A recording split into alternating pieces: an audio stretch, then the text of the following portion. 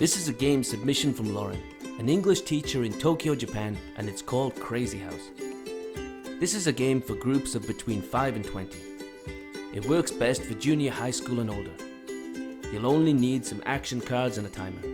Here's how to play. Divide the class into 2 teams. Tell the student that one team are doctors and one team are all crazy. Decide what language you are practicing. Today we'll practice present continuous. Give each student in the crazy team one action card that they must keep a secret from the doctors. Set a timer for 2 minutes and make sure all the students in the crazy team understand how to act out their cards. Once the timer starts, doctors must walk around the room and diagnose each crazy student by using the target language.